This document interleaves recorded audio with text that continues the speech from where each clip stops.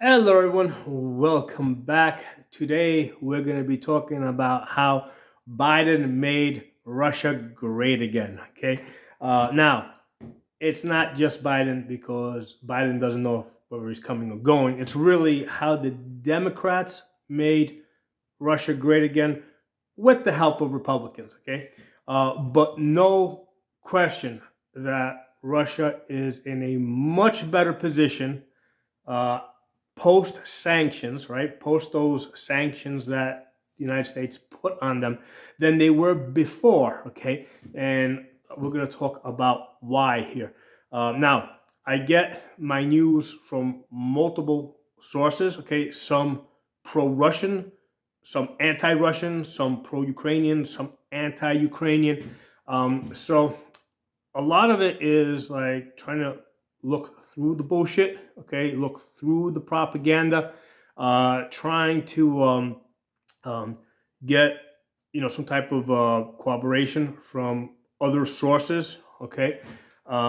So yeah, it looks to me all the evidence is pointing in the direction that Russia is very much winning this war in Ukraine and coming out much better for it. Okay, now with regards to winning, I mean, I don't think that it's necessarily Russia's goal to occupy all of Ukraine. I think that they're more interested in occupying a certain parts of Ukraine, creating a buffer zone, and more than anything, demilitarizing Ukraine. And it seems like the strategy that they're using is to basically just get them to use up as much of their weapons as possible. So they're sending out $500 drones and having Ukraine shoot like $1 million U.S. supplied missiles at these $500 drones, and they just keep sending out more and more. The ground tactics seem to be like the Russians using very small units. So rather than trying to, like have a gigantic army march across Ukraine, they're using small units in a provocative type of manner, trying to get the Ukrainian army to expose itself, to expose where their bases are, where their supply depots are, and then Russia seems to be hitting the supply depots. Okay, so that's what it looks like. Okay, so let me say this: I have, because I grew up in New York City, and there's obviously lots of people from around the world in New York City. I have gotten to know many Russians, and I have gotten to know many Ukrainians over the years. Okay, I went to Brooklyn College, and in Brooklyn, when I was in Brooklyn College, it's like if I was this is back in the early '90s when I was walking across the campus, it seemed like I kept hearing vushki vushki vushki vushki vushki vushki from all the that's all the Russians and Ukrainians. That's the sound that they make when they talk. Vushki vushki vushki vushki vushki vushki.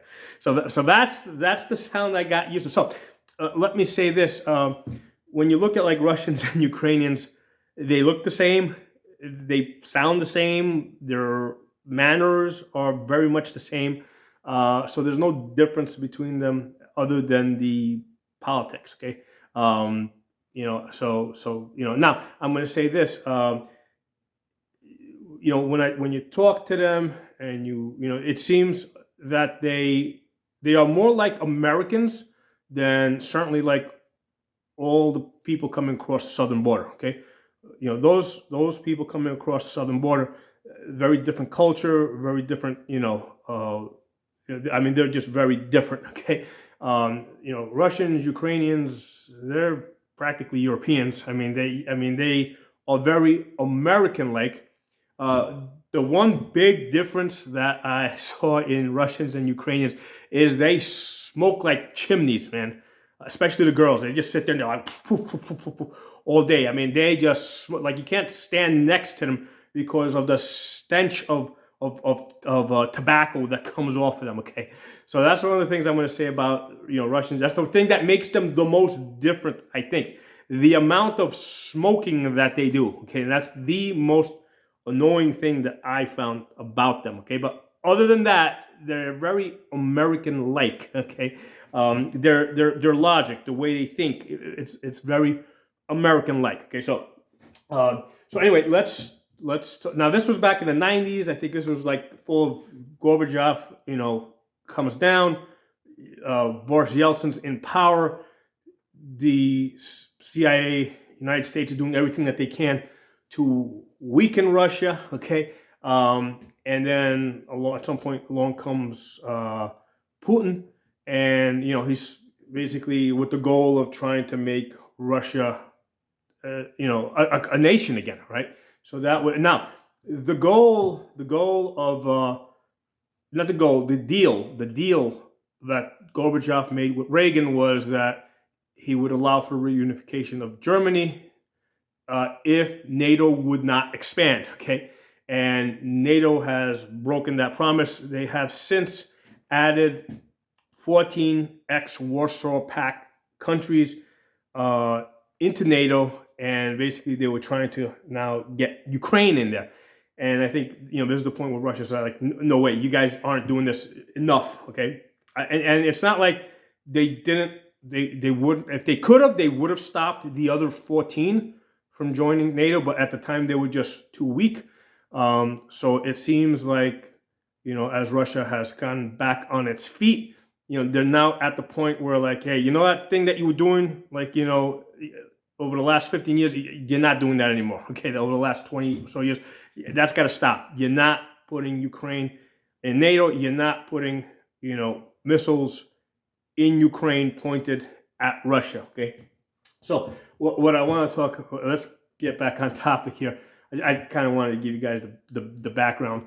How has Biden, Democrats, made Russia great again? Okay, so the number one thing was the sanctions. I mean, that was the thing that I think made Russia great again, because the first thing that the sanctions did is it cut off like U.S. dollars, U.S. business, or not just yours. I mean, like European, G7 business going into Russia, and the oligarchs. Where I have oligarchs up here, the oligarchs. Right, you had a small group of oligarchs in Russia that were like greatly benefiting off of this, right? And Putin was kind of like almost like sharing power with these people, okay? Because they were there when he got there, and as he came up through the ranks, they actually, most likely, from what I've heard, they helped get him in power. So he couldn't just throw these guys out because they were just like so well entrenched. But the sanctions cut off the money flow to these oligarchs, weakened them, right? And he was able to, basically, kind of dominate them, basically, right? He was able. Some of them, I heard he got rid of some of them, killed a few, killed some of them, whatever. But it seems like these sanctions helped. The news I'm hearing is that these sanctions helped Putin deal with the oligarchs, right? And it took power away from them. So these sanctions helped him gain more control of his country, okay? Now, the next thing, and this is probably the bigger thing, the more important thing that these sanctions did, is they pushed more of the world into this BRICS agreement, right? And I've been doing a little research into BRICS because you have like the G7 countries, right? Which is United States, England, Canada, a bunch of its allies. And then you have an alternative economic group called BRICS. The main countries are Brazil, Russia, India, China, and I think this thing started back like in 1995. And I think around 2000 started gaining a little bit more strength. Now I think there's like some 40 plus countries that either have membership with BRICS or are trying to get membership with BRICS, okay? And I think France was actually rejected. France was trying to get into BRICS, and they said, no, we don't want you, okay? And that says a lot. That says a lot about their position, because France is a fairly large country, but they rejected it. So that tells me that, these guys are doing pretty good over here, okay? So part of the goal of BRICS here is to they're trying to, they haven't done it yet, but they're trying to form an alternative worldwide currency to the US dollar, okay? And also an alternative money payment system. Because right now we use the SWIFT payment system, which again is US controlled. And the United States basically tried to lock Russia out of SWIFT. So again, this put Russia in a position where it's like, okay, we got to do something else. So Russia being part of BRICS, and they're also this year in 2024, I believe that Russian is like the chair country. They're like kind of, I think they take turns in terms of which country is going to lead BRICS. So this is Russia's year to lead BRICS, okay? So Russia's really pushing for an alternative currency and an alternative monetary payment system, okay?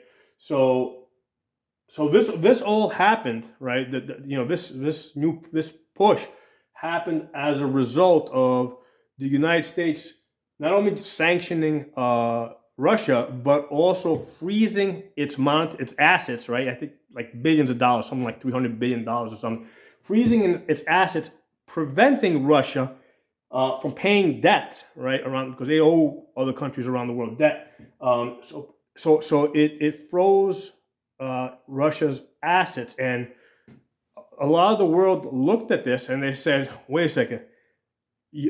I mean, how are you just freezing their assets?" And now that the United States is actually talking about confiscating or taking, which is basically stealing. They want to steal Russia's money and give it to Ukraine. Okay, they want to just unilaterally make that decision, right? Take this money that belongs to Russia, give it to Ukraine, or do whatever they want to do with it. I mean, the point is they're taking away Russia's money. Okay.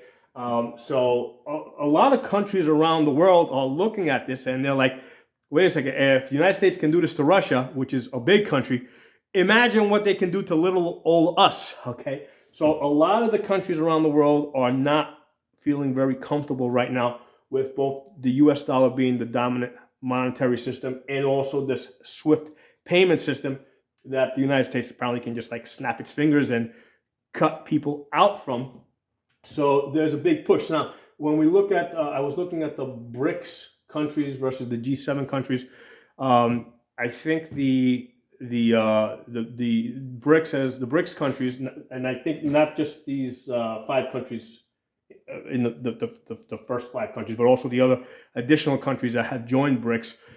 The G7 countries are like 30% of the world's GDP, right? Gross domestic product. They control like 30% of the world GDP. The BRICS countries now have 32% of the world's GDP. So BRICS is actually larger than the G7 countries, okay? Now, the issue with these guys is they're talking about establishing some international payment system. Like right now, like China and Russia each have their own, but the key is like getting other countries to basically agree to decide to use one of these payment systems, and of course trying to get a common currency, because whatever the common currency is, like whoever controls the currency basically gets to print money, right? Like the United States, they get to print as much money as they want without consequence, right? Well, there is some consequence. There's the consequence of inflation, and there's the consequence of other countries not being happy with the United States printing as much money as they want. Now, printing money is a real important issue here, because that's how the United States taxes the world, okay? United States, in fact, the United States gets most of its tax money from the rest of the world. That's probably a very small part of what they collect from inside the United States, because, anytime the government prints up money, right, they dilute the value of the existing money. So anytime the government decreases the buying power of your money, okay, what they're doing is they're taxing you, okay? So the government, in the United States, the government taxes us through direct taxation, but then they also tax us through inflation, right? They print up the money, dilute our existing money. Well, they do this around the world, right? And that's the reason why the United States can have like 20 aircraft carriers, right? Where nobody else in the world can have that many aircraft carriers, because the United States is taxing the world. And the rest of the world is not stupid. They realize that they are being taxed heavily through inflation and money dilution. So again, this is putting a lot of pressure, giving a lot of countries around the world incentive to get away from the US dollar, okay, and go to some alternative currency. So Biden has done something here in the last, like, 3 years, like since whenever he got in 2021. I mean, he's done so much damage to the United States globally that it's almost like unimaginable the amount of damage he has done. I mean, the one, he's let all these people through the southern border, so now you got all these people that are coming into the country that are expecting welfare, right? That are not going to be contributing everything. So that's, and how are you going to get rid of them? Any way that you try to round them up and throw them back over the border, I mean, you're going to have people saying, screaming Nazis, concentration camps, that kind of thing. But I mean, that's essentially what you got to do. You got to round them up, tie them up and just throw them back over the border and basically put a minefield across the southern border to keep them from coming back. Okay. I mean, that's what Biden has done by opening the southern border. So that's one thing. But what he's done here internationally, to the United States, to the U.S. dollar, to the status of the dollar around the world, is like that's you can't fix that. I mean, that's just so much damage, and this happened within like the course of a month when the United States decided that they were going to freeze Russia's assets, basically take their money. Okay, I mean, I gotta tell you this, I don't even feel comfortable with that, because I mean, I hate the idea that the United States can basically, go into my bank account, right? Basically, trump up some phony charges on me, come up with a conviction in one of their kangaroo courts, right? Come up with this gigantic fine, right? And then just go into my bank accounts and just take my money, because the government can do that, okay? So what the United States has been doing, just confiscating whatever it wants, makes me feel very uncomfortable. It's like, I want to be part of this brics system too. Like, I want to have a bank account in one of those other countries, that the United States government cannot get to, okay? And now, right now, the way it works is, if you have a bank account, a foreign bank account, you have to report that on your tax return, and you have to do like an annual report that tells the U.S. government that you have this foreign bank account. And the way that they got this done is they were saying, oh, this is part of the war on drugs. So they were trying to stop, drug trafficking around the world. Yeah. Well, anything that the government tries to, eventually it works against U.S. citizens. Okay. So what they said was, just like the Unpatriot Act, right? They said that they were just going to wiretap and record terrorists. Well, now they're wiretapping and recording every single phone call, right? Every phone call, every text message that we send out is recorded, and then all they gotta do is get some phony judge to sign an order down the road, and then they can go back and listen to that recording. Okay, so everything is being recorded that goes through any electronics, including this video right here. Okay, so I do not feel comfortable with the fact that the United States can just go into my bank account, take whatever. And I was trying to say, like, if you have a foreign bank account, you have to report it to the U.S. government. But here's the thing: if you don't, and you're big enough fish, they can get that information anyway, because they can put pressure on these foreign governments and these foreign banks that are really not independent, they're not that powerful, not strong, and say, hey, if you don't give us this information, we're going to sanction you, we're going to penalize you, we're going to take money from you. So foreign banks around the world that run on US dollars and are part of this SWIFT payment system, they have a very big incentive to cooperate with the US government. So this bric system, right, that is completely independent, seems like a really good alternative that I think even the common American citizen might be interested in. Okay, if they're not going to cooperate with the U.S. government, maybe I want to talk to them, right? I want to talk with the competition, all right? So this all happened, like, it was there before, but now it's like all of a sudden, like, the world saw that, hey, the U.S. government is just taking money whenever it feels like taking money because they don't like what you're doing, and the world is looking for an alternative. Okay, so this is how Biden made Russia. This is how Biden made BRICS great. Okay, so where is the United States going to be left? Because what's going to happen is, as more and more of the world goes into some alternative currency, the U.S. dollars are going to be like, okay, we don't need these U.S. dollars anymore. So the U.S. dollars, and there's like more money outside the United States and inside the United States, is going to become more and more worthless. So at some point, if this really goes into effect, this BRICS alternative money system, the U.S. dollar is going to be worth nothing. Okay, and when I say nothing, I mean people don't understand. You know, when the United States prints up $1 trillion, that's a big number, man. I think like there's like 7 trillion grains of sand on the entire Earth. So when the United States prints up $1 trillion, they're printing up a lot of money. Okay, now they're not actually printing it. They're printing it electronically on a computer because there's not enough paper in the universe to print $1 trillion.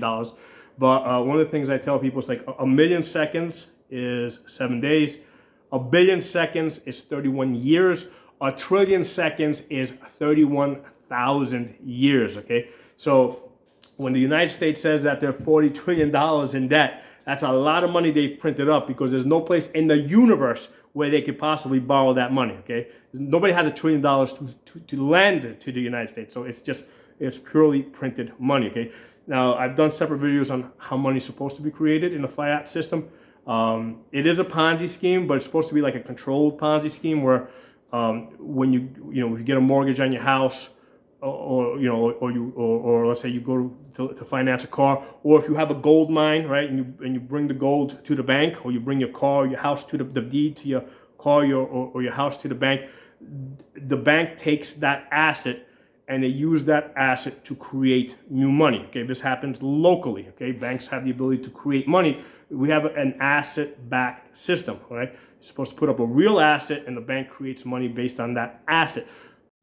Hey everyone, I want to cut in here real quick. I failed to explain that when the bank creates money based on an asset that you put up, they do not create the interest. Okay, so if you borrow $200,000 for your house, right, bank creates $200,000, but you got to pay back $300,000, which includes the interest.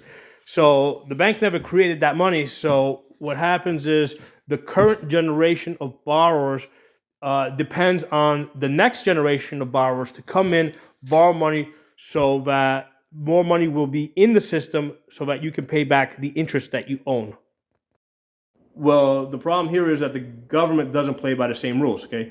The government puts up debt, okay? So they don't have to put up a real asset. They just give themselves an IOU, okay? And poof, they create money to the tune of like $40 trillion. So everybody around the world that knows money understands this, and they're like, I mean, these guys are like out of control with the money printing. We need an alternative, okay? So what's going to happen is, as the world moves away from U.S. dollars, and especially the oil-producing countries like Saudi Arabia, United Emirates, those guys, they absolutely are desperate to get away from U.S. dollars. And if the petrodollar falls, the U.S. dollar is garbage, man. Nobody's ever going to want U.S. dollars again. Even Americans aren't going to want U.S. dollars. So this is creating what I think is a very desperate situation for the U.S. government. Okay, so U.S. government is seeing this, and they're basically seeing that they're almost like at a point of collapsing, right? Because you got this Ponzi scheme money system that's about to collapse. Everybody's moving away from their dollars. So the United States is like, okay, what are we going to do? How are we going to deal with this? We're about to like be dethroned as the world's superpower. So if the dollar goes, what does the United States have left? Well, they got a military that is bigger and more powerful than all the militaries of the world combined. Okay, that's what they've been doing with this money they've been printing up. Now, don't kid yourself. I mean, yes, Russia is more than capable of defending its borders, right, and projecting its power along its borders, okay? But it's another thing to be able to project power all the way around the world, okay? That's a whole other thing. So the United States has this gigantic military, right? And if the U.S. dollar goes, right, which right now the most powerful weapon of the U.S. government is the dollar. That's the weapon that they use to control the world. If the U.S. dollar goes and they no longer have that weapon, what are they going to do? They're going to resort to their next best weapon, which is the U.S. military itself. So my thought on this is I see the United States becoming very hostile, like even more hostile than they've ever been if the US dollar falls, because now it's like, now that it's like almost like a do or die type of situation. Like how do they protect their empire? Okay, I see them like desperately provoking wars. Okay, now this war in Ukraine was absolutely provoked. I think that they installed Zelensky, right? I mean, they basically, however they did it, they faked an election, bought people, bribed the vote counters. They installed Zelensky for the purpose of starting a war with Russia, because the United States had this grand plan that they were going to sanction Russia and bankrupt them, which has like blown up in their face. It's completely backfired. And as a result of those sanctions, the Russia has come out stronger than it has ever been. Probably even stronger than it was as the Soviet Union. It's probably come out in a much stronger position, right? It's got strong alliances with China, Brazil, India, South America. So they've really stretched out their alliances over here. The United States, I think, has put themselves in a really bad position here, and it's gonna. I don't see a way for them to get out of this. It's one of those things like you can't go back to where you were before, right? You can't go back to 2020. Okay, in 2020, all right, the American people had a choice. Okay, and fine, even if there was some cheating, election cheating, hey, at least 40% of Americans, at least 45% of Americans decided that they cared more about welfare, killing babies, their government jobs, okay? At least 45% of Americans, and they voted for Biden, okay? And this is the result, okay? This is the result, and you can't go back, okay? Even, let's say Trump is elected in, this year in 2024, it's not like he's going to go back into the White House and pick up where he left off. What he's getting now, and what he would be getting in 2025, is very different than what he left in 2021, right? January 2021. It's going to be very different. You can't go back to where you were before. The United States and the world has changed, okay? And that's how Biden made Russia great again.